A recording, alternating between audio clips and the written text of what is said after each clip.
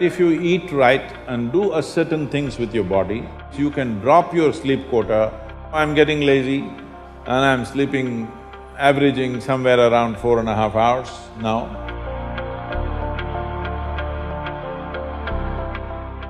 What type of food we should eat so that our life reaches its full potential for a college or a school-going student? So what kind of food? We must understand this. Food is not a religion, food is not a culture, food is just the fuel for this machine. Yes? There may be cultural aspects to the tastes, there may be even religious tinge to the food over a period of time, but essentially food is fuel for this body. So with what kind of food will it function with minimum struggle within itself and maximum impact? So suppose you buy a petrol car and pump diesel into it, it may still roll around but not at its optimum. Similarly, various foods you can eat and still somehow it functions. But those communities which have eaten with care, you can clearly see a distinct difference in the way they function, the levels of intelligence and whatever.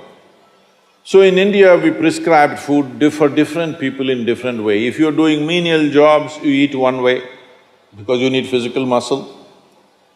If you're doing other kinds of trading and other kinds of activities, you eat another way. If you're a fighting class, you eat differently. And now if you're into education, spiritual process and subtler aspects of life, then you eat differently. If you're in education, one of the greatest challenges is to stay focused on something. The goddamn textbook, I'm sorry. The wonderful textbook that is written for an average intelligence. It's a common prescription. It's not written for the brilliant student. It is written in a way that it's a common prescription, everybody gets it. But that textbook, how much effort it is taking for a whole lot of people? How they have to read it 10 times to get it? But you lie down in your bed and read a love story, you remember every word, huh? Yes or no? How come? So you don't lack memory, you don't lack focus. It is just that textbook and you, chemistry is not working. So, what you need is a higher level of focus, a higher level of involvement. And another great enemy for a student is, because this textbook is such a tranquilizer, the moment you open it, go to cinema till 2 AM you're up, open the textbook at 9 o'clock, right there, you smash into it. So sleep is another big enemy. So what kind of food do you eat so there is no inertia in the body? In yogic way of seeing things, we are looking at tamas, rajas and sattva. Tamas means inertia, rajas means activity but no balance, sattva means absolutely balanced kind of energy. When you're in education, you need a very balanced kind of energy because you have to focus on something which doesn't naturally interest you. It's not something with which your chemistry is gelling. If your chemistry is gelling, you are always focused on that one, isn't it? Here there's no chemistry, but you have to focus on that. For this you need a balance and a steady mind. For this you need to eat in a certain way. To put it very simply, food goes through your body through the alimentary canal. From your mouth to your anal outlet, there is a pipe. Through this it runs, going through various stages of digestive process. Many of you are biology people, right? So, it goes through the alimentary canal. Now it begins with the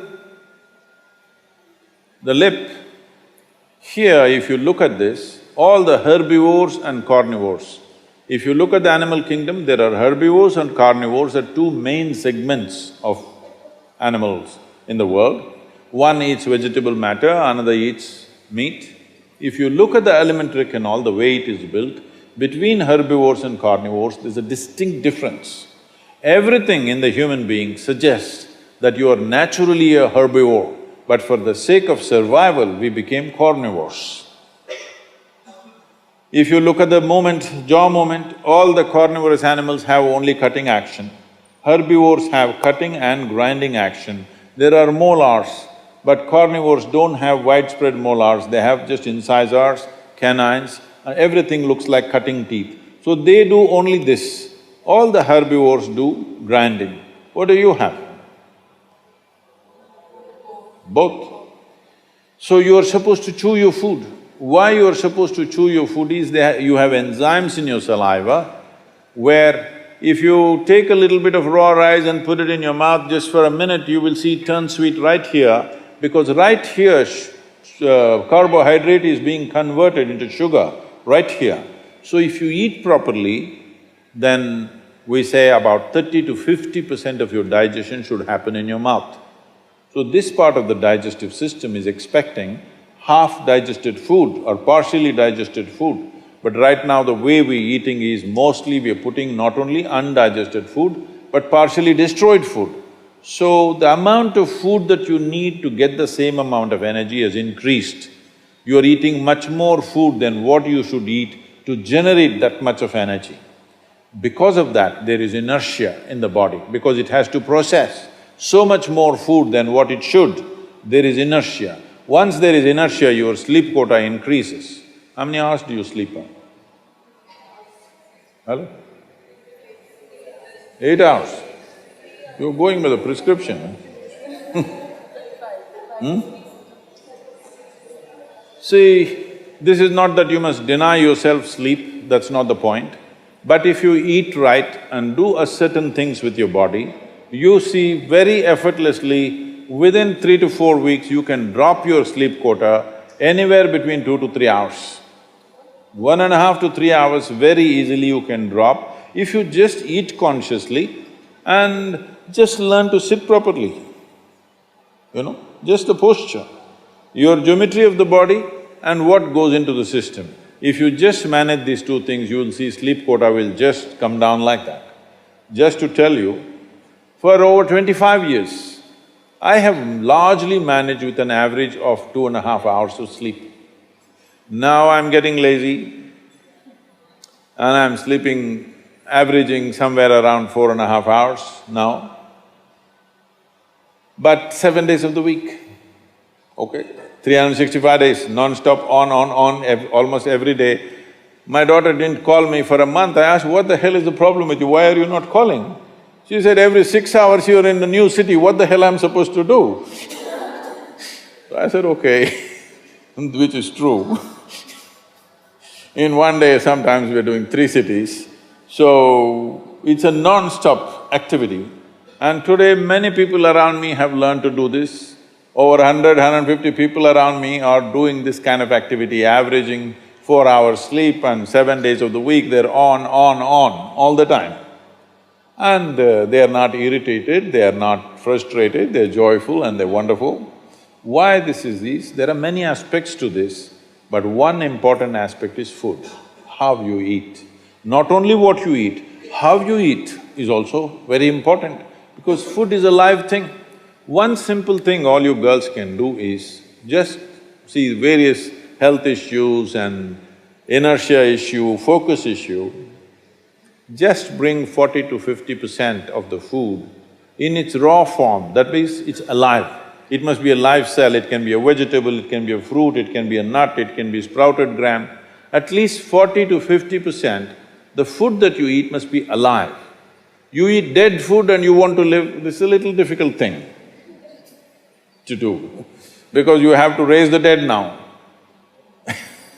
But if you eat live food, one thing you will see is the state of your mind, your focus and your sleep quotas, and above all, staying awake is not good enough, you have to stay alert, isn't it?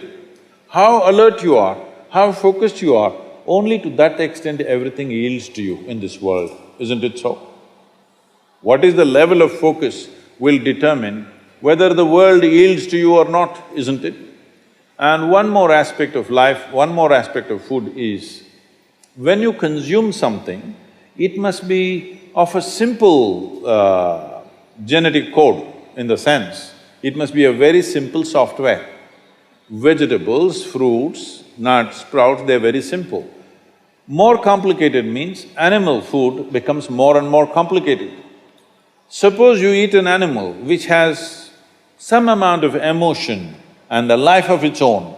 Now the code in that… we were talking about this, your body is just an accumulation of memory, which means a certain software, isn't it? This is the most complex software. Human software is the most complex software on the planet of all the creatures. So if you eat an animal, particularly a mammal, if you eat, it has a similar kind of complexity, maybe not as complex as this, similar level of complexity because it has thought and emotion of its own. Now for you to break that code and integrate it into your system, you are not fully successful. So it will leave traces of certain qualities within you. You cannot break that code and make it a part of yours because it's a different and complex code. If you eat a leaf, a vegetable, a fruit, a nut or a sprout, this is much simpler. If you must eat non-vegetarian food, you must eat that which is furthest away from you. So generally, fish and water life is furthest away from you. So if you must eat non-vegetarian food, the best thing to eat is, you're on the coast.